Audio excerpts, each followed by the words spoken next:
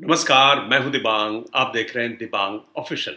जंतर मंतर पर चले छात्र आंदोलन ने लोकतंत्र के लिए बहुत बड़ा काम किया, बड़ी मदद की लोकतंत्र की। यानी जो लोग दबे हुए हैं, जो लोग पीड़ित हैं, जो लोग दुखी हैं, जो लोग त्रस्त हैं, उनके डर को इसने खिसकाकर जो लोग सत्ता में हैं, जो बड़े अधिकारी हैं, जो ताकतवर हैं, जो शक्तिशाली हैं, उनकी तरफ कर दिया। इधर से डर खत्म हुआ तो इधर डर खत्म हो गया। अब इधर डर नहीं है, ये लोग खुलकर अपनी बात कह रहे हैं। और इधर लोग डरे हुए हैं, इतने डरे हुए हैं कि देश के बहुत ही मजबूत मंत्री, जो प्रधानमंत्री मोदी के काफी करीब, शिक्षा मंत्री को इस्तीफा देना पड़ा। दूसरा जो बड़ा बदलाव हुआ इस आंदोलन के बाद वो ये कि ताकत जो है वो टेलीविजन से खिसक कर अब सोशल मीडिया की तरफ चली गई। ये बात समझने वाली है। आज तक जब 24 घंटे का चैनल बना और जो सबसे पहला एंकर दिखाई दिया आज तक पर, जिसने घोषणा की कि अब से आज तक 24 घंटे का चैनल होगा, वो मैं था। एनडीटीवी इंडिया जब 24 घंटे का चैनल बना और मैंने कहा अब से आप एनडीटीवी इंडिया 2400 घंटे देख पाएंगे, वो भी मैं ही था। तब हमने देखा किस तरीके से टेलीविजन का उभार हुआ, टेलीविजन की ताकत देखी। यानी हम मंत्रियों के खिलाफ रिपोर्ट करते तो उनके विभाग बदल जाते थे। हम अस्पताल पर रिपोर्ट करते, स्कूल पर रिपोर्ट करते तो वहां तेजी से बदलाव होते। इतना ताकतवर बन गया टेलीविजन। लेकिन धीरे धीरे हम देख रहे हैं कि आज टेलीविजन बन गया है दरबारी मीडिया। जो सत्ता कहती है वही करता है, सत्ता के आगे झुकी रहती है। इसीलिए अब इसकी ताकत खिसक कर चली गई है सोशल मीडिया की तरफ। हालत यह है कि प्रधानमंत्री भी जो टेलीविजन का हॉरिजॉन्टल पिक्चर होती है वो वर्टिकल हो गए हैं। यानी इंस्टाग्राम पर आप उसको वर्टिकल देखते हैं। इसका असर देखिए कि जो जन जी के लोग हैं, जन अल्फा के लोग हैं, वो अपनी मांगें उठा रहे हैं जो उनके लिए बहुत महत्वपूर्ण है। और मांग उठाते हैं और मंत्री जी आकर, बड़े अधिकारी आकर, डीएम आकर उनसे बात कर रहे हैं, संवाद कर रहे हैं, उनकी जो शिकायतें हैं उनको सुन रहे हैं।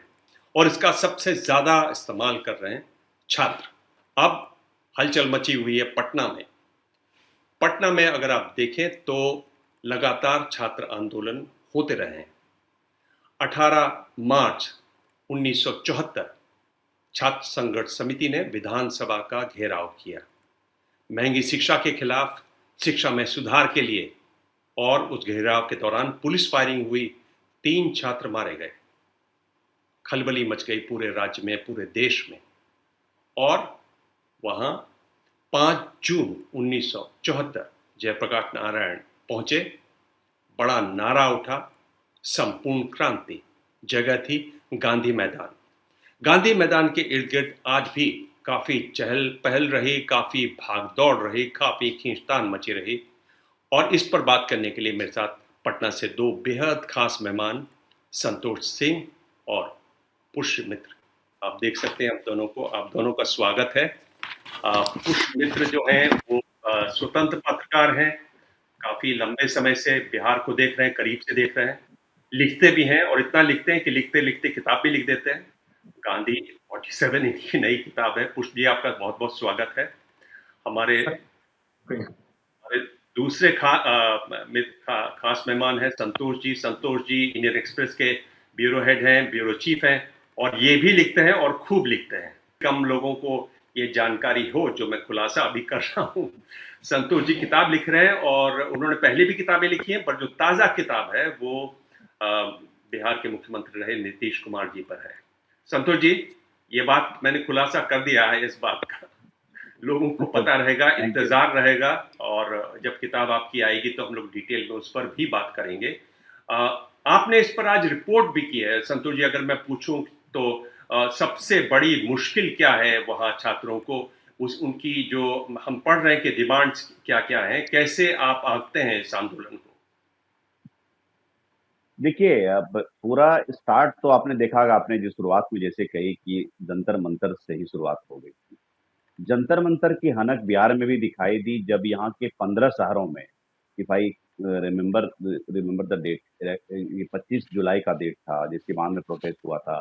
तो AK-47 लहराते हुए लोगों ने देखा कि सिविलियन प्रोटेस्ट में AK-47 का इस्तेमाल नहीं कर सकते हैं और उस पर निलंबन हुआ, कार्रवाई हुई। लेकिन और 64 एफआईआर सरकार को वापस लेने पड़ गए थे जो उस डेट के आसपास में हुए थे, 64 टोटल एफआईआर। तो ये पहली बार दिखाता है कि गवर्नमेंट का स्केलिंग डाउन जो है, ये first sign of scaling down था कि गवर्नमेंट किया। फिर देखिए गवर्नमेंट ने करेक्टिव कुछ रिमेडियल स्टेप्स लिए, जैसे कि उन्होंने, जैसे उनका सहयोग पोर्टल चल रहा है कि कोई ग्रीवांस किसी पब्लिक को है तो वो आप ऑनलाइन दे सकते हैं। उसकी एक ऑफलाइन मीटिंग भी एक होती है, एक मंथ के एक वीक में एक दिन को मुकर्रर किया जाता है, उस दिन होता है, वो किया। उसके बाद उस पोर्टल के अंदर में एक वर्टिकल क्रिएट करके उन्होंने विद्यार्थी सहयोग पोर्टल स्टार्ट किया, जो जी। स्टूडेंट से रिलेटेड जो प्रॉब्लम होगा वो किया। थर्ड चीज जो जो किया, सामान्य प्रशासन विभाग का परसों का नोटिफिकेशन है, वो भी हमने रिपोर्ट किया।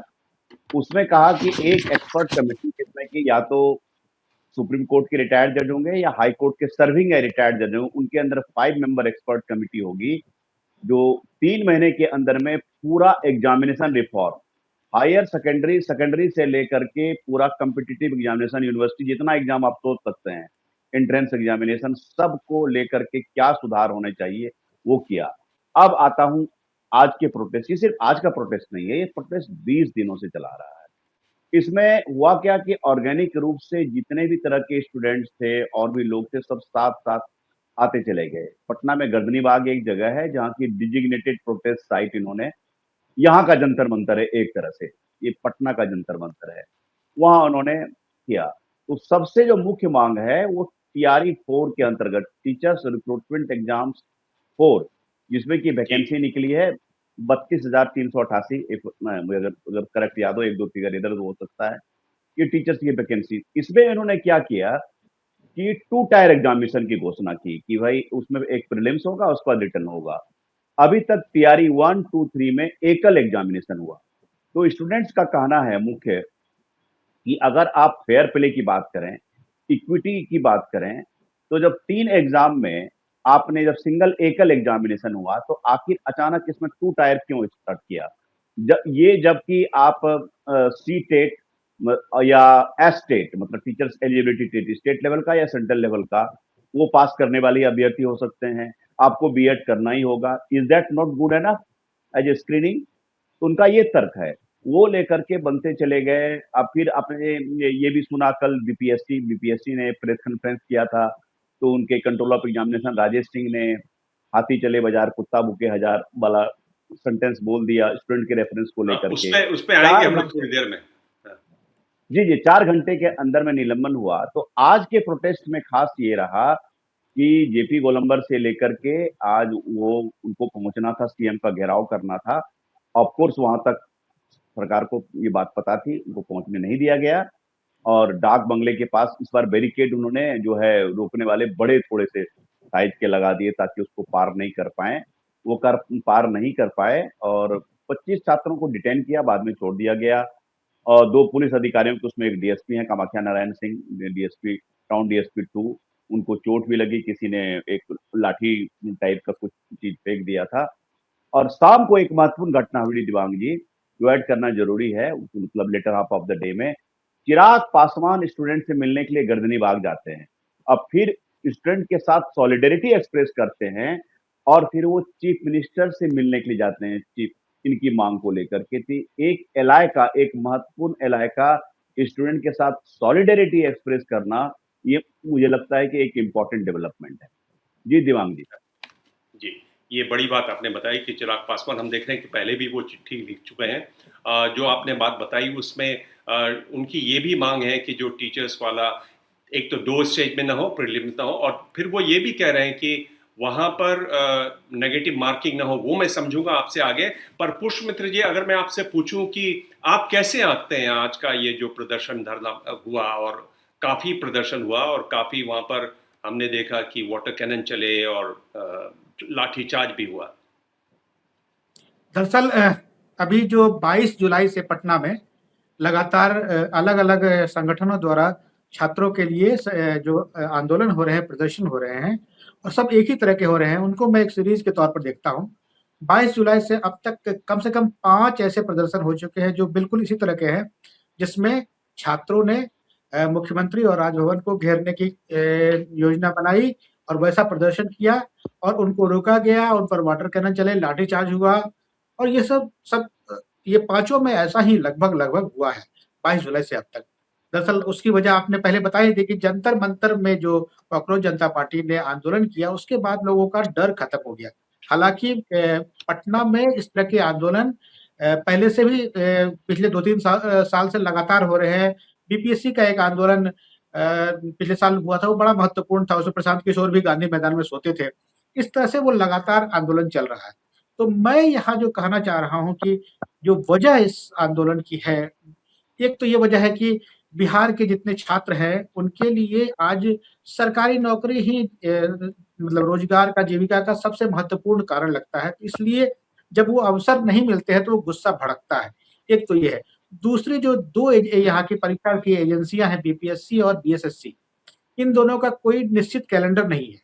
ये कब वैकेंसी निकालेंगे, कब फॉर्म भरा जाएगा, कब उसकी परीक्षा होगी, कब रिज़ल्ट आएगा और कब जॉइनिंग होगी। ये जो 5 फ़ेजेज़ हैं, इन पाँचों फ़ेजेज़ में स्टूडेंट को 1 बार, 2 बार, 3 बार आंदोलन करना पड़ता है। ये जो अभी भर्ती निकली है, उसके लिए कई बार आंदोलन हो चुके हैं। ये टीआरई 4 के लिए भर्ती कब निकलेगी और भर्ती अब निकली है, अब फिर वो एग्ज़ाम देंगे, तो एग्ज़ाम के डेट के लिए आंदोलन होगा। फिर उसके बाद रिज़ल्ट के लिए आंदोलन होगा। ये कैलेंडर नहीं होना, ये सबसे बड़ी मुश्किल है और इसके कारण यहाँ जो छात्र प्रतियोगी परीक्षाओं की तैयारी करते हैं, तो उनके सिलेबस में जुड़ता है कि आप पढ़ाई भी करें और आंदोलन भी करें। आप पहले हम्म, वैकेंसी निकलवाने के लिए आंदोलन करें, फिर परीक्षा के लिए आंदोलन करें और उसके बाद फिर रिज़ल्ट के लिए आंदोलन करें, फिर जॉइनिंग के लिए करें। तो ये हम्म, तमाम आंदोलन छात्रों के जीवन का हिस्सा बने हुए हैं और हम्म, उसमें बहुत तरह की गड़बड़ियाँ एक असंवेदनशीलता दिखती है। आज जैसे हम्म, चिराग पासवान कहें जनरली इस तरह के आंदोलनों में कोई पॉलिटिकल पार्टी, कोई नेता, कोई सरकार का प्रतिनिधि ठीक से शुरुआत में ही बात करने नहीं जाता है। ये 19-20 दिन से छात्र वहाँ आंदोलन पर, धरना पर बैठे हैं, भूख हड़ताल पर बैठे हैं और उनकी हालत खराब हो रही है। लेकिन सरकार का प्रतिनिधि जो मिलने नहीं जाता है, इससे बहुत नाराज़गी बढ़ती है और उससे दिक्कतें पैदा होती है। तो ये तमाम हम्म, फैक्टर हैं जिसके कारण पटना लगातार सुलग रहा है। हम्म, हम्म। संतोष जी, एक तो आप चूंकि विस्तार से बता रहे थे, ये बात सही कह रहे हैं कि इन्होंने बड़ी एक इंटरेस्टिंग बात बताई कि ये सिलेबस में है छात्रों का कि भाई आंदोलन भी करना है। हर स्टेज पे आप आंदोलन करेंगे, धक्का लगाएंगे तब गाड़ी चढ़ेगी आगे। लेकिन जब आप बता रहे थे विस्तार में कि किस तरह से प्रीलिम्स की बात है, मेंस की बात है, और उसमें उन्होंने कहा कि नेगेटिव मार्किंग नहीं होनी चाहिए। अगर हमारे दर्शक समझना चाहें इसका क्या मतलब है टीचर एग्जाम की? हाँ। वो देखिए, वो बेसिकली फेयर प्ले चाह रहे हैं। वो चाह रहे हैं कि आपने जो प्रीवियस एग्जाम्स लिया, वो जो क्राइटेरिया था, आप मिडवे में एक कमेटी फॉर्म करके जो रिकमेंडेशन आपको देती है कि नीट जैसा कुछ काम नहीं हो, ये कोई घटना नहीं हो, पेपर लीक वाली बात नहीं हो। हम एक शिक्षा व्यवस्था को दुरुस्त करने के लिए और ट्रांसपेरेंट करने के लिए ये सारी चीजें कर रहे हैं। लेकिन छात्रों का कहना है कि आपका स्क्रीनिंग का क्या, आप ये बताइए। पहले तो पंचायत शिक्षक हुआ करते थे, पंचायत लेवल अपॉइंटमेंट होता था। अब जब आप ये कह रहे हैं कि एसटीईटी के लेवल और सेंट्रल एलिजिबिलिटी टेस्ट वाले ही देंगे और प्रॉपर बीएड करने वाले देंगे, तो वो काफी नहीं है क्या? तो वो कह रहे हैं कि आपका जो प्रीवियस जिस तरह से एग्जाम कंडक्ट कर रहे थे, वही उसी चीज को मेंटेन रखिए। क्योंकि कल को उनका ये तर्क है, कल को आप एग्जाम ले भी लेंगे तो भी कोई कोर्ट में चला जाएगा। कोर्ट इस बात को हो सकता है सुने, क्योंकि बात होगी पैरिटी की, बात होगी फेयर प्ले की। आपने सेम एग्जामिनेशन में एक आप 3-4 लाख कैंडिडेट्स को आपने अपॉइंट कराया एकल एग्जामिनेशन में। अब 32,000 के लिए आपने क्राइटेरिया चेंज कर दिया। ये इस चीज को इस आधार पर चुनौती दी जा सकती है कि आपने वो पैरिटी और इक्वलिटी को मेंटेन नहीं किया। तो ये इस चीज को लेकर के उनको ये है कि निगेटिव मार्किंग आप इंट्रोड्यूस कर रहे हैं, तो ये एक एक तो आप प्रीलिम्स इंट्रोड्यूस कर रहे हैं, फिर निगेटिव मार्किंग में, तो ये एक तरह से डबल एलिमिनेशन का जो सिस्टम है, ये उनको नहीं पच रहा है कि ये सही नहीं है। एक जैसे पुष्य मित्र ने जो कहा, एक तो आप कैलेंडर नहीं देते हैं। बहुत अभी देखिए बीपीएससी ने प्रेस कॉन्फ्रेंस करके कुछ उन्होंने बताया, उन्होंने लेकिन एक एग्जैक्ट कैलेंडर नहीं दिया एग्जामिनेशन का। उन्होंने दिया कि दिसंबर में या जनवरी में टीआरई 4 का टेंटेटिव एग्जामिनेशन होगा। एग्जैक्ट डेट अभी भी नहीं दिया है। लेकिन अब मुझे लगता है कि अब इन दोनों संस्थाओं को कैलेंडर देने पड़ेंगे, क्योंकि अब छात्रों को हल्का नहीं ले रहेंगे। और एक बड़े राजनेता ने कहा यहाँ के कि भाई अभी जेन जी गर्म है, एग्जैक्ट शब्द यही थे, क्योंकि हमारी ऑफ द रिकॉर्ड बातचीत हो रही थी तो मैं नाम नहीं लूंगा। उन्होंने कहा जेन जी अभी गर्म है। तो इस चीज को वो स्वीकार रहे हैं कि इनको एड्रेस करना है, इनको, इसीलिए अपने स्तर पर डिफरेंट डिफरेंट लेवल्स पर वो कम्युनिकेशन चैनल कर रहे हैं। जैसे कि सेंटर में मोदी जी बोल रहे हैं कि भाई आप इंस्टाग्राम पर आइए, फेसबुक पर और एक्स पर आइए। यहाँ भी लोगों को, कुछ अधिकारियों को, कुछ यंग पॉलिटिशियंस को कह रहा है कि आप कैसे इंटरेक्ट कर सकते हैं, अधिकारियों को कह रहा है कि भाई आप कैसे व्यवहार करें। जैसे कल वाली बीपीएससी वाली बात हुई कि आप 4 घंटे के अंदर में कोई अधिकारी निलंबित हो जाए कुछ बोलने के लिए, वो उन्होंने एक पासिंग, मैं जस्टिफाई नहीं कर रहा हूँ, एक पासिंग रेफरेंस में एक मुहावरा दे के निकल गए, उसमें किसी ने ध्यान नहीं दिया। ये छात्रों ने, जो स्ट्राइकिंग छात्र है, उन्होंने कहा कि शाब्दिक अर्थ लिया, देखिए हम लोग को एक कुत्ता वाला रेफरेंस, डॉग वाला रेफरेंस दे रहा है। तो तुरंत सरकार ने, चीफ मिनिस्टर ने संज्ञान लेकर के 4 डिस्पाइट की अपोलॉजी किया। ये चीजें पहले पॉसिबल नहीं था। ये चीजें, ये पोस्ट जंतर मंतर इफेक्ट है। और इस चीज को लिए जेनजी कहिए, अल्फा तो खैर बात की बात है, उनको वोटिंग राइट्स नहीं है। स्टूडेंट्स को लेकर के काफी सरकार जो है पूरी तरह से अब अलर्ट हो गई है। और अभी बोल रहे थे, पॉलिटिशियन की बात बोल रहे थे पुष्पमित्र जी, तो तेजस्वी ने भी सपोर्ट किया था। तेजस्वी ने हाँ, सपोर्ट किया था, वो डिटेन भी हुए थे, शाम को छोड़ा गया था, अभी पिछले सप्ताह की ही बात है। और वो AK-47 एसॉल्ट राइफल का इस्तेमाल जो सिवान में हुआ था, जो कि एकदम रूल है, यूनिफॉर्मली कंट्री में रूल है कि आप किसी सिविलियन प्रोटेस्ट में AK-47 का बड़े समय। इस्तेमाल नहीं कर सकते। इवन जी, आपका जो जी, प्राइवेट गार्ड जो होता है, एसपी के गार्ड या किसी के गार्ड हो, even they G, can't carry, उसके विरोध में किया। लेकिन साथ में शायद जो एलाइड इश्यूज थे वो क्लब किया। और फिर दो जो आए, रोशन सर, विपिन सर, जो एक प्राइवेट टीचर्स हैं, बड़े संस्थान चलाते हैं, वो जी, लोग आकर के इनके साथ सॉलिडेरिटी धीरे धीरे एक्सप्रेस कर रहे हैं। और वो हुँ, लगातार डटे हुए हैं, उनकी संख्या जो भी है गर्दनीबाग में, वो डटे हुँ, हुए हैं, वो वहां से हिल ले रहे हैं। और उन्होंने एक हुँ, तरह से कमिटमेंट ले ली है कि लाइब्रेरियन का एग्जाम बहुत दिनों से नहीं ले रहे थे, म्यूजिक टीचर्स की हुँ, वैकेंसी बहुत बहुत दिनों से नहीं थी, बेल्ट्रॉन में वैकेंसी है। तो आज का जो प्रोटेस्ट है उसमें मात्र 1,500 छात्र ही थे, लेकिन हुँ, 18 टोटल 18 संस्थाओं का सपोर्ट था इसका। तो ये हुँ, कहीं न हुँ, कहीं सिमर कर रहा है, ये बिल्डअप हो रहा है। और सरकार इस बात को लेकर के अलर्ट है। और सरकार, हुँ, पहली बार मैं देख रहा हूँ बिहार की 20 साल की पत्रकारिता में, कि सरकार को इस तरह से चौकन्नी सरकार, कि आप किस तरह के शब्द का इस्तेमाल करेंगे, शब्दों का इस्तेमाल करेंगे छात्रों के लिए, वो रिस्पेक्टेबल हुँ, हो। अदरवाइज लाठीचार्ज, वाटर कैनन यहाँ के लिए बहुत आम बात होती थी कि भाई चलो लाठीचार्ज कर दो। अभी अब हुँ, आज कोई केस नहीं हुआ है, डिटेन करके उनको छोड़ दिया गया। जबकि आज एक हुँ, डीएसपी को चोट लगी है, केस केस कर सकते थे वो, नॉर्मल जी, केस में कर देते। लेकिन आज देखिए हुँ, कोई केस नहीं हुआ, डिटेंशन किया, 25 छात्रों को डिटेन करके बाद में छोड़ दिया। जी दिवांग जी। जी। मैं लौटूँगा, आपने जो तेजस्वी की बात की उस लेटर पर भी एक पॉइंट मैं आपसे पूछूँगा।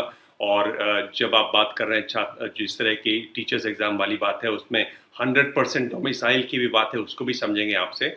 लेकिन पुष्प मित्र जी, ये बताइए कि ये जो अधिकारी लोग ऐसे बोल रहे हैं, ये क्या एरोगेंस है, घमंड है या केयरलेसनेस है, या उनको लगता है कि एक्चुअली मैं तो ठीक ही बोल रहा था, मैं ऐसा नहीं बोल रहा था, मतलब लोग सोचते नहीं हैं कि इसका क्या असर होगा।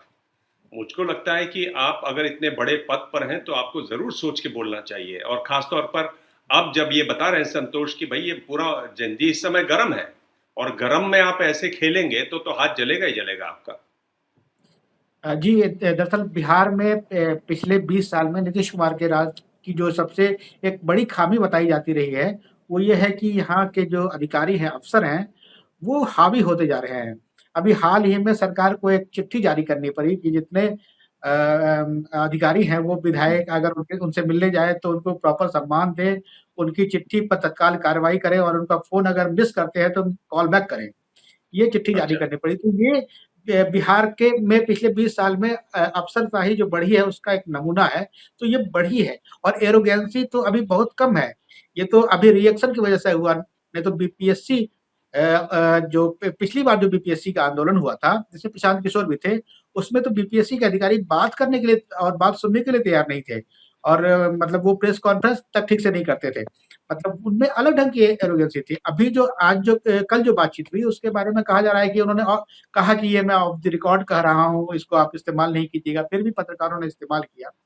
लेकिन वो उनसे कहा चला गया और लेकिन पहले ये बहुत नॉर्मल था और फिर उनको हाँ, समझ में आया, सरकार को समझ में आया कि जिस तरह से कॉकरोच जनता पार्टी बन जाती है, कहीं कुत्ता जनता पार्टी ना बन जाए। तो इसलिए ऐसा हाँ, हुआ। एक और बात जो मैं कहना चाह रहा हूँ, वो ये कि बिहार की जो परिस्थिति है, वो भी अभी अजीब है।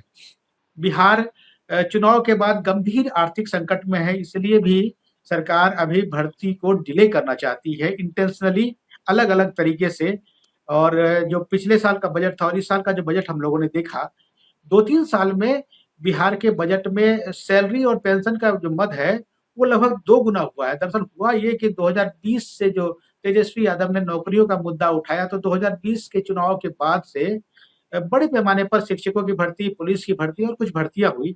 इससे बिहार सरकार का अपना इकोनॉमिक्स गड़बड़ाया। अब जो सैलरी पर खर्चा था वो डबल हुआ है।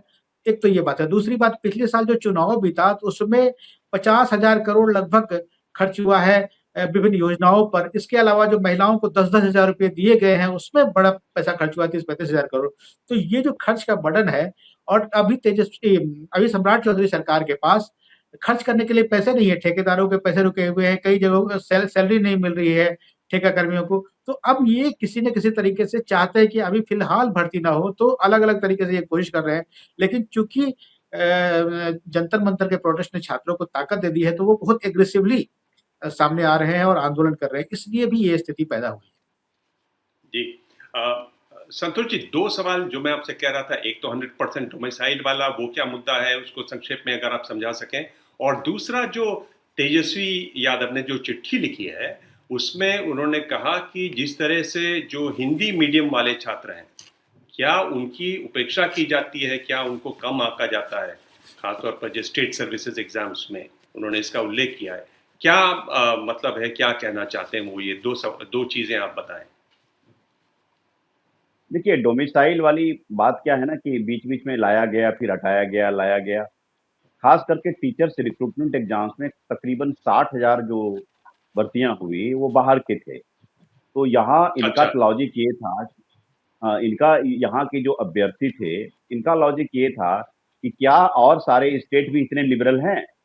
अगर है भी पॉलिसी तो 85-15 का है, 90-10 का है, आप देंगे। तो आप जो डोमिसाइल दीजिए अपने स्टूडेंट्स को, जहाँ की आपको इतना हाहाकार मचा हुआ है नौकरी का, सरकार की नौकरियां इतनी कम है, तो आप डोमिसाइल पॉलिसी को स्क्रैप कीजिए। तो ये एक तरह से, और सबसे ज्यादा रिक्रूटमेंट टीचर्स का हुआ है। टोटल नीतीश कुमार जी हमेशा समृद्धि यात्रा में बताते थे, मुझे फिगर याद है, इतनी बार उन्होंने बोला 5,68,000 नए टीचर्स के अपॉइंटमेंट उनके टाइम में हुआ। तो आप देखिए, जब बीच में खाली एक बार डोमिसाइल पॉलिसी लाई, तो आप उसके कारण से जो बाहर के अगर आ गए, तो उनका कहना है कि जो सबसे बड़ा जो एम्प्लॉयमेंट एजेंसी एजेंसी है, वो अब टीआरई 1, 2, 3, 4 बीपीएससी कर रही है। उसके पहले पंचायत शिक्षक होते थे, पंचायत लेवल पे होता है। तो ये सब मिला के इतने अपॉइंटमेंट, सबसे ज्यादा अगर नौकरियां मिली तो शिक्षक की मिली। तो उसमें आप हम्म। डोमिसाइल पॉलिसी को इम्प्लीमेंट करने के बाद क्या था कि भाई यहाँ के अभ्यर्थियों को ज्यादा से ज्यादा एकोमोडेट करें। अब सेकंड ठीक है। वाला आपका, आप बीपीएससी तेजस्वी से। के लेकर बात जी। करें। हाँ, तो तेजस्वी जो बात कर रहे हैं उसमें रैशनल है, उसमें उनका कहना है कि लेवल प्लेइंग फील्ड है। लेकिन मुझको लगता है बीपीएससी ने इस चीज में काम किया है, क्योंकि मेरी 1-on-1 मुलाकात हुई थी उनके चेयरपर्सन से, अ, मनु भाई परमार, तो उनसे उनसे उन्होंने मुझे बताया था कि हम बेसिकली इंटरव्यू में भी, अगर कोई हिंदी में इंटरव्यू दे रहा है, तो भी इस कारण से उनके अंक नहीं काट रहे हैं, कोई हिंदी में इंटरव्यू दिया है। कोई इलिटिज्म जो अच्छा। था अंग्रेजी का, या कोई इस पर्टिकुलर ढंग का कपड़ा पहन करके आया है, उसके कारण हम डिस्काउंट करेंगे। तो उस बोर्ड को कहा गया है कि ये चार्ज नहीं, उनके हम इंटेलेक्ट को देख रहे हैं कि अगर वो गांव में जाकर के करेगा तो वो गांव को कितना समझता है। एक अगर कोई अधिकारी बनेगा जा करके, तो गांव को कितना समझेगा, हम उसके मेंटल फैकल्टी को ओवरऑल जज करते हैं, इस तरह से देखते हैं। तो मुझे लगता है कि इस चीज पर बीपीएससी ने काफी, हाल के वर्षों में, पॉजिटिव बात बीपीएससी के बारे में, पिछले 5 वर्षों के अंदर में BPSC exam reforms, security reforms, मतलब कि अगर एक क्वेश्चन पेपर जो एक डिस्ट्रिक्ट का आता है, तो एक ट्रक चल करके उसी डिस्ट्रिक्ट में आता है। पहले क्या होता था कि 3-4 एडजॉइनिंग डिस्ट्रिक्ट के वो लेकर के क्वेश्चन पेपर आ जाते थे, जहां भी प्रिंटिंग प्रेस से ओ। छपता था। हम्म, तो हाँ। उस पे क्या हो जाता था, एक स्टॉप पर लीक हो जाता था। अगर अगर अब 300 प्रश्न पत्र भी हैं शिवहर जिले का, तो वो ट्रक शिवहर में ही खुलेगा। उसके अंदर में भी सीसीटीवी है लगा हुआ, कि ट्रक के मूवमेंट को ट्रैक कर सकते हैं, विजुअली आप देख सकते हैं कि कहाँ कहाँ ट्रक रुकी है, कितनी देर की रुकी है, अंदर की क्या स्थिति है। बहुत सारे उन्होंने ऐसे मेजर्स भी लिए हैं। जहां तक वो हिंदी वाली बात है, मुझे लगता है इस दिशा में, मुझे लगता है कि काम वो कर रही है। वो लेवल प्लेइंग फील्ड की बात तेजस्वी कर रहे हैं, और उस चीज को बीपीएससी कर रही है, जहां तक मेरी जानकारी। जी। पुष्पमती जी, एक जो बात इन ये रख रहे हैं कि किस तरह से जो 17वीं बीपीएससी एग्जाम है उसको वो दोबारा कंडक्ट करने की बात कर रहे हैं, और उसमें तो जानकारी ये है कि वहाँ तो अपॉइंटमेंट लेटर भी चले गए लोगों के पास। तो जिस तरह से हमने झारखंड में देखा, झारखंड में बाद में हाईकोर्ट से स्टे आ गया वहाँ पर बात छात्रों की मांग मानने के बाद, क्या ये एक मांग ऐसी है जिसमें मामला अड़ेगा और एक तरीके से सरकार के लिए बड़ी मुश्किल स्थिति होगी इसमें? दरअसल अभी जो पहली बार मैंने जवाब दिया था, तो उसमें मेरा हम्म, एक चरण छूट गया था, वो था कोर्ट का चरण। वो जी। छात्रों को चरण कोर्ट में भी निपटना ही पड़ता है अच्छा, ज़्यादातर मामलों अच्छा। में। क्योंकि हम्म, कोई न कोई कोर्ट में चला जाता है। अभी संतोष जी कह भी रहे थे कि अभी जो पैटर्न बदला है, तो कोई न कोई कोर्ट में चला जाएगा, और कई बार सरकार भी चाहती है कि कोई न कोई कोर्ट में चला जाए। सरकार अच्छा। इसलिए भी चाहती है कि ताकि वो डिले हो। सरकार कुल मिलाकर डिले करना चाहती है। बिहार में नौकरी एक बड़ा मुद्दा बन गया है, और सरकार ऑफ़िशियली दिखाती है कि वो नौकरी देना चाहती है, लेकिन वो अंदर से चाहती है कि नौकरी ना दिया जाए तो बेहतर है। तो वो इस तरह की चीज़ें करना चाहती है, और उसको खुशी होगी कि कोई कोर्ट चला जाए। तो ताकि उनकी बला कुछ दिनों के लिए टलेगी, क्योंकि हम सब देखते हैं कि पटना से लेके दिल्ली तक सरकार जहाँ हम्म, फँसती है, वो चाहती है कि हम्म, कोर्ट उसमें कुछ कर दे। जैसे कि अभी हम्म, मान लीजिए कि जाति जनगणना सरकार को करानी है, केंद्र सरकार को, वो चाहती है कि हम्म, कोर्ट अगर उनको मना कर दे कि ना करना पड़े, तो उनको बड़ी खुशी होगी। तो इसी तरह से हम्म, बिहार सरकार चाहेगी कि ऐसे मामला फँस जाए तो कुछ लोगों को नौकरी ना देनी पड़े, कुछ मामला टल हम्म, जाएगा। तो हम्म, ये मुझे हम्म, लगता है कि इस वजह से सरकार भी चाहती है। हम्म, हम्म। संतोष जी, एक ये सवाल है रिक्रूटमेंट माफिया का। तेजस्वी ने भी इसका उल्लेख किया है। अ, ये अभी भी सक्रिय है, मजबूत है, और बिहार में तो हर किसी का हर तरह का माफिया होता है। जब मैं इलस्ट्रेटेड वीकली में था, हम लोग कितनी माफिया पर रिपोर्ट करते थे। क्या ये इस तरह की चीजें हैं अभी और सक्रिय हैं? अब देखिए पुलिस के हिसाब से अब कितनी है, अभी हाल में देखिए उनका नाम संजीव मुखिया का नाम नालंदा का आया, फिर नीट यूजी वाले में, लेकिन उनका नाम ड्रॉप कर दिया गया कि भाई उनकी कोई संलिप्तता नहीं पाई गई। पुलिस क्या है ना कि हम लोग ये जरूर कर सकते हैं कि प्राइमा फेसाई ये चीजें है, जो हम लोग रिपोर्ट करते हैं, तो इंटर स्टेट जो जो भी उसको बोलते हैं स्कॉलर गैंग, वो सब सक्रिय है। पुलिस कोराबोरेटिव एविडेंस इनके बारे में ला नहीं पाती, उनको स्टैब्लिश नहीं कर पाती है। जबकि आपको जले हुए प्रश्न पत्र मिल जाते हैं, कहाँ एक्स रुका, उसने कितने स्टूडेंट्स को लाए, वो सारा चेन नीट यूजी वाले में जो हुआ था कि पटना के एक साइड में, पहाड़ी वाले एरिया में एक लॉज में एक स्कूल में रुकता है, उसके बाद और स्टूडेंट्स को लाया जाता है, जले हुए कुछ प्रश्न पत्र आते हैं। इतने सारे एविडेंसेस के बाद आप मेन लोगों तक नहीं पहुंच पाते हैं, तो ये बड़ा मुझे लगता है पुलिस इन्वेस्टिगेशन पर वो कहीं न कहीं वो संदेह ज़रूर देता है। लेकिन आपका जो मूल सवाल है, ये चीज़ें हैं, हम एग्ज़ामिनेशन को फुल प्रूफ नहीं बना पाए हैं। वो जो भी एनटीए, जो भी संस्था कंडक्ट करती है, इस चीज़ को फुल प्रूफ नहीं बना पाई है, और अभी शायद मुझे लगता है कि अभी अभी वो अब ऑनलाइन एग्ज़ाम की बात नीट की चल रही है, हो सकता है उससे एड्रेस हो। जब तक वो पुराने सिस्टम से एग्ज़ाम हो रहा है, तो कहीं न कहीं सेंधमारी हो ही जाती है। उनका इंटर स्टेट गैंग इतना डीपली इंट्रेंस्ड है सिस्टम में, उसको पूरा हटा पाना, उसकी तह तक जाना, और ज़रूर एकदम वो एक नालंदा कनेक्शन जो है उस चीज़ का, वो प्रोमिनेंटली काफ़ी रंजीत डॉन के टाइम से ही रहा है, आज की बात से नहीं है, बहुत दिनों से बात है। और भी डिस्ट्रिक्ट के लोग सक्रिय होंगे, वो किस प्रकार स्टूडेंट को ट्रैप करते हैं, उनके गार्जियन को ट्रैप करते हैं, पैसे की डील होती है, ये सारी बातें प्रिलिमिनरी इन्वेस्टिगेशन। लेकिन मैं इसका जो कन्विक्शन रेट देखता हूँ, तो वो बड़ा हम्म डिसमल है। वो देख करके बहुत दुख होता है कि इतने सालों में आपने किसी को कन्विक्ट नहीं कर पाया। कन्विक्शन नहीं हम्म होने के कारण से लगता है कि हम क्या कर सकते हैं। जब लीगली किसी को कोई प्रूफ नहीं हो पाया, तो हम तो लीगल लैंग्वेज बोलेंगे अंत में। लेकिन हाँ, हम्म जब जी हम हम्म प्राइमरी जब रिपोर्ट करते हैं, तो हम्म उसमें उस स्थिति में जो आती है, तो मैं जरूर हम्म कहूंगा उसके आधार पर ऐसे गैंग अभी भी सक्रिय हैं। और एक जी कंप्लीटली तानाबुना ये 8, 10, 12 स्टेट से पूरा जुड़ा हुआ है। उनका बहुत हम्म ही स्ट्रांग नेटवर्क है। जब तक इसमें बहुत कड़े कदम नहीं इसमें उठाएगी ताकि ये पूरी तरह से फुल प्रूफ हो, तो मुझे लगता है कि ये घटनाएं होती रहेगी। मतलब इसको रोकना हम्म बहुत मुश्किल बहुत महत्वपूर्ण बात आप बता रहे हैं। पुष्पमित्री जी, अगर आप देखें जो नीट एग्जाम हुआ था, उसमें भी एक तरीके से ऐसी कोशिश हुई थी, बाकी जगह भी होती है, पर इस बार जो हुआ वो बिहार का बड़ा नाम आया, जिसमें आपको एग्जाम देना है पर आपकी जगह और कोई जो एग्जाम क्लियर कर चुके हैं वो पहुंच गए थे एग्जाम देने के लिए, और काफी बड़ी संख्या में लोग वहां पहुंच गए थे। ऐसी अच्छी धांधली है ये कि आप मतलब आई कार्ड में उसको बदलाव कर लीजिए, वहां जो चेकिंग करते हैं उनसे मिल जाइए, और जो कैंडिडेट है वो अपना घर बैठा हुआ एसी में बैठा सो रहा है, और आप जाइए एग्जाम लिख कर आइए और वो पास हो जाता है। मतलब काफी लोग दिमाग से काम करते हैं। ये कोई नई चीज़ नहीं है बिहार की। मुझे याद है जब मैं पढ़ाई करता था उस वक़्त भी मेडिकल की परीक्षा देने के लिए इस तरह से सेटिंग कहते थे उसको।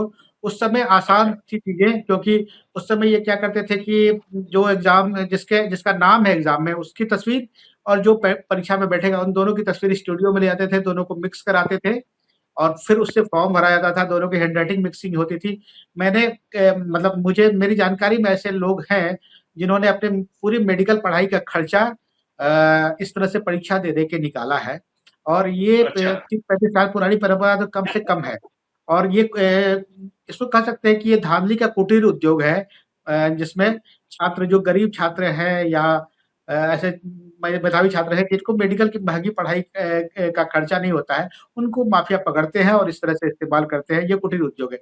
लेकिन हाल के वर्षों में एक संगठित उद्योग भी बिहार में इसका धांधली का विकसित हुआ है, जो रंजीत दौर के बाद से ही विकसित हुआ। उसमें सरकार की एग्ज़ामिनेशन की एजेंसी की और इन सबकी थोड़ी-थोड़ी भागीदारी होती है, ऐसा कहा जाता है। उसका पैटर्न ये है कि जो एजेंसी हायर की जाती है एग्ज़ाम दिलाने के लिए उससे सबसे पहले पैसे लिए जाते हैं और फिर वो एजेंसी अपने तौर पर सीट भी माँगता है और फिर सीट की बिक्री होती है और उस सीट की बिक्री में सबसे बड़ी भूमिका कोचिंग इंस्टीट्यूट वालों की होती है। कोचिंग इंस्टीट्यूट वालों से संपर्क करके फिर कुछ छात्रों को कोचिंग वाले ट्रैप करते हैं कि हाँ, ये पैसा दे सकता है, उनसे मिलवाया जाता है। तो ये पूरा 2 सिस्टम है, एक ये पूरा संगठित सिस्टम है, जिसमें कोचिंग इंस्टीट्यूट, एजेंसी और जो एग्ज़ाम देने वाली एजेंसी है वो और सरकार के मंत्री सब शामिल होते हैं और एक जो कुटीर उद्योग है जिसका जिसका ज़िक्र आपने कहा कि किसी एक के हम्म बदले कोई दूसरा एग्ज़ाम दे रहा है, तो वो हम्म ये दोनों तरीके बिहार में अभी मतलब सक्रिय है और जैसा कि संतोष जी ने कहा कि उस पर कोई कन्विक्शन नहीं होता है तो कोई बड़ा मुद्दा मतलब बात बात सामने नहीं आती है, लेकिन खूब हो रहा है और पर्याप्त सबूत भी मिलते हैं। हम्म हम्म संतोष, ये तो अगली किताब बन सकती है आपकी, रंजीत डॉन। नहीं नहीं, कितनी किताबें छोटी छोटी लिखी है। अब कुसुमित्री भाई से भी लिखवा लिया जाए। वो अच्छा। तो लिख ही रहे हैं। हाँ, बल्कि मैं तो इनसे मजाक करता हूँ, आज ही कह रहा था कि हम ही दोनों भाई लिख रहे हैं और लोगों को लिखना चाहिए। अच्छा। दो दो लेखक, मैं सोच रहा था हमारी 20-25 मिनट बात चलेगी, 20 मिनट मुश्किल से 35 पर हम पहुंच चुके हैं। मैं आखिर में थोड़ा सा सवालों को छोड़ते हुए अगर आखिरी सवाल की तरफ बढ़ूं, तो देखिए क्या होता है कि जब स्टेट को ये डर लगता है किसी से, तो लगातार शुरू में वो बात मानेगा। इस समय वो स्टेज है जब हर कोई देख रहा है कि जेनजी गरम है, लेकिन गरम जब तक होगा जेनजी, तब तक स्टेट राज्य जो है वो दबाव में रहेगा, सत्ता दबाव में रहेगी। लेकिन सत्ता फिर रास्ता ही ढूंढती है, और सत्ता के रास्ते सीधे कभी नहीं होते। सत्ता के रास्ते जितने टेढ़े हो सकते हैं, और सत्ता में फिर अधिकारी, पूरा सिस्टम, पूरा तंत्र एक तरीके से जुड़ जाएगा। और क्या आपको लगता है, आप चूंकि दोनों बहुत अनुभवी हैं, क्या इस तरह की भी कोशिश होगी, स्टेट अब रिटेलिएट करना शुरू करेगा? क्योंकि एक बहुत बड़ी कीमत चुकाई है स्टेट ने, एक इतने बड़े केंद्रीय मंत्री का, शिक्षा मंत्री का, जो अपने आप में बहुत करीब थे गृह मंत्री जी के, प्रधानमंत्री जी के, उनका जाना हुआ। तो अब उसकी तरफ से भी, चाहे हम देखें जिस तरह से आशुतोष रंका के साथ मारपिटाई हुई, या पासपोर्ट रख लिया गया अभिजीत दीपके का, क्या आपको लगता है कि उधर से भी एक एक बदलाव शुरू होगा, या हम ये समझें कि एक नई बयार है और इसको रोकना, इस बदलाव को रोकना मुश्किल होगा, मौजूदा जिस तरह से लोग सत्ता चला रहे हैं वो? संतोष जी, अगर आप पहले इसका जवाब दें। देखिए, ये जो 2026 का साल है, मैं इसको कट ऑफ ईयर मानता हूँ। जैसे कि अच्छा। आप जेपी मूवमेंट की बात, 1974 की बात कर रहे थे, जब हम्म, हुआ था, तो जैसे वो कट ऑफ ईयर था इंडियन डेमोक्रेसी में, मैं 26 को भी मानता हूँ। पार्शली अन्ना मूवमेंट को भी 2012 मानता हूँ। 26 के मूवमेंट में थोड़ा बहुत जो रिटेलिएशन जो भी होता है, वो बुलेट के पैलेट्स की तरह है, वो एक अस्थाई एलिमेंट नहीं। अस्थाई एलिमेंट में ये देख रहा हूँ कि जात पात की राजनीति, जो रिलीजन की राजनीति आप करते थे, अब आप और जो लाभार्थी योजना वाली जो पॉलिटिक्स जो करते थे कि डोल्स को दे दीजिए, चुनाव है तो 50,000 का डोल बांट दीजिए, 5 किलो अनाज तो चल ही रहा है, 10-10 हजार महिलाओं को दे दीजिए। ये पॉलिटिक्स की लॉन्जिविटी नहीं है, ये पॉलिटिक्स का मॉडल अब थक गया है। अब आपको डिलीवरी मॉडल करना पड़ेगा, उसमें एजुकेशन, जॉब्स, ये बहुत बड़ा इशू बनने वाला है आने वाले दिनों में, और हम्म, इस चीज को अब दबाया नहीं जाएगा। और उसका एक नजारा छोटा सा ही सही बांकीपुर चुनाव देखा आपने, जिसमें कि हम्म, प्रशांत किशोर को लोगों ने cutting across cast, party, religion, सारे लाइन को ब्लर करते हुए प्रशांत किशोर को लोगों ने वोट दिया। नॉट जस्ट कि he is Prashant Kishor, because he was the better of the lot. सब सारे हम्म, कैंडिडेट्स में से वो बेस्ट थे, ये चुना। और वो बात नहीं कर हम्म, रहे। तो मैं एक पॉलिटिक्स का शिफ्ट देख रहा हूँ, वो छोटा सैंपल लगेगा लोगों को, लेकिन मुझे लग हम्म, रहा है दिल्ली से जो बयार शब्द का आपने इस्तेमाल की, वो हम्म, बयार जो है अब चल निकली है, और अब आपको डिलीवर करना पड़ेगा। आप ये सिर्फ भावनात्मक इशू को रेज करके, कास्ट वाली बात करके, कोई इमोटिव बात करके, वो अब सब टेक्स्ट में होगा, वो मेन टेक्स्ट नहीं होगा। अब आपको डिलीवरी की पॉलिटिक्स करनी पड़ेगी। जो एस्पिरेशनल पॉलिटिक्स जो बोलते हैं, वो जनरेशन अराइव कर गया है। लोग सोचते थे कि वो इंस्टा पर ही है, नो सर, वो इंस्टा पर हम्म, नहीं है, वो सड़क पर हम्म, भी आ सकती है। वो उसका जंतर मंतर ने उस चीज को बता दिया है। बिहार में जब वो आंदोलन 15 जिले तक पहुंच सकता है, एक ब्लॉक टाउन तक पहुंच सकता है, अगर आप 1 महीने छोड़ देते तो पूरे देश में क्रांति आ जाती। हम लोग नेपाल और बांग्लादेश सब भूल जाते, श्रीलंका भूल जाते, ये चीजें। हम्म, तो उस चीज को हम्म, सरकार ने बहुत अच्छी बात की, रोका, संवाद किया। क्योंकि आप, हम्म, जन ऑस्टन ने कहा था ना कि दुनिया के सारे clashes is all because of the clash between pride and prejudice. तो हम्म, प्राइड और प्रिजुडिस का क्लैश को लोगों ने बंद किया। उस क्लैश के उसके कारण से अब राह खुल रही है। लोग, जनता, और वो संवाद संवाद कर रहा है। चिराग पासवान क्यों जा रहे हैं, ये भी एक हम्म, संवाद का प्रतीक है, संवाद का लक्षण है। अब मुख्यमंत्री के लैंग्वेज का देखिए टोन डाउन हो गया, अब ब्यूरोक्रेसी का लैंग्वेज टोन डाउन हो गया है। तो मुझे लगता है कि ये टेम्पररी नहीं है, इट विल स्टे। और यहाँ से मैं 26 का साल, मैं एक शिफ्ट वाले ईयर को मैं देख रहा हूँ। तो वो एक हमारी पॉलिटिक्स अब दूसरी दिशा में जाएगी, और ये अच्छी दिशा है। हाँ, ये भी अपने आप में एक किताब है संतोष जी। पर पुष्पमित्र जी, आप क्या कहते हैं इस सवाल पर? आपने सुना संतोष जी को भी जी। जी, आपको आपको आपको लिखवाएंगे। मैं बस ये कहना चाहता हूँ कि जंतर मंतर का जो अभी आंदोलन था, वो एक तरह से सिर्फ ये नहीं था कि सरकार कन्विंस हुई, बल्कि सरकार के पास जितने तरह के नैरेटिव के तीर थे, वो भी ध्वस्त हुए। अब पब्लिक ये समझने लगी कि अगर धर्म में बांटते हैं, किसी को देशद्रोही कहते हैं, किसी को आप भ्रष्ट कह देते हैं, किसी को कहते हैं कि विदेशी फंड मिला है।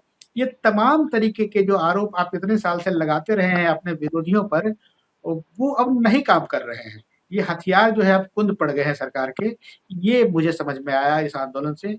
और जहाँ तक बिहार की बात है, बिहार में मैं याद करता हूँ, संतोष जी को भी याद होगा कि 1960 के आसपास बिहार में छात्र आंदोलन की शुरुआत हुई थी, और उसके बाद 71-72 तक वो आंदोलन बहुत तेज पकड़ लिया और जेपी मूवमेंट हुआ।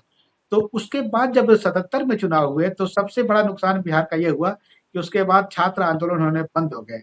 छात्र आंदोलन से जो लोग निकले वो सत्ता में आए और उन्होंने पहला काम किया कि यहाँ यूनिवर्सिटी इलेक्शन होने को पर रोक लगा दी। तो अभी भी बिहार में पटना यूनिवर्सिटी को छोड़ के कहीं चुनाव नहीं होता है, यूनिवर्सिटी इलेक्शन होते नहीं है। तो छात्र आंदोलन से निकले सत्ता में आए लोगों ने उस पर रोक लगाई, लेकिन पिछले 4-5 साल से हम लगातार देख रहे हैं कि छात्र आंदोलन बिहार में बढ़ रहे हैं और इस बार वो एक पीक पर आया है। तो आने वाले साल में वो बढ़ेगा और वो किसी बड़े आंदोलन की तरफ जाता हुआ दिखता है। जी। बहुत रोचक इस दौर पे पहुंच चुकी है बातचीत और बहुत सारे सवाल हैं जो मेरे मन में कौंध रहे हैं, पर मुझे लगता है कि 42 मिनट हो चुके हैं। मैंने 20 ही मिनट मांगा था आपसे, डबल टाइम मैंने ले लिया है। मैं बहुत माफ़ी चाहता हूँ एक उसके लिए। और एक तरीके से अगर आप लोग चाहें तो हम लोग एक बार फिर जुटेंगे इस दिशा में। आगे और भी बहुत सारे सवाल हैं जिन पर हम लोग चर्चा कर सकते हैं। बहुत बहुत धन्यवाद। आप लोग कुछ आखिर में कहना चाहें तो ज़रूर कहें। जी। मैं शुक्रिया शुक्रिया। कहूंगा। और आप एक किताब आप भी लिखिए, क्योंकि आप टेलीविजन के आप प्रोपोनेंट हैं, वो आए हैं।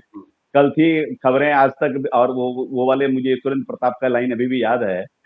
तो आप जी। उस जनरेशन को रिप्रेजेंट करते हैं।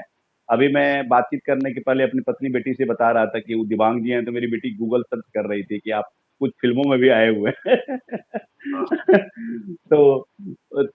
तो मैं ये कह रहा हूँ कि आप उस ट्रांजिशन को डॉक्यूमेंट कीजिए, क्योंकि वो सब कुछ फ्लिटिंग है। आपने वो जो दौर देखा है, मुझे लगता है कि 4 दशक में जो मीडिया का स्वरूप बदला है, जी। वो जी। उस चीज को वो नेशनल लेवल पर डॉक्यूमेंट करने की जरूरत है। Someone like you can do that.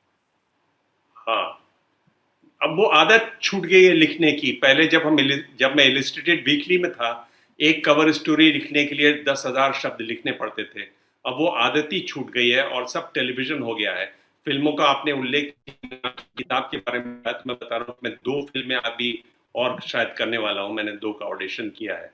पर आप दोनों ने समझ लिया। बहुत बहुत धन्यवाद। And let's talk again sometime. Thank you. Sure sure.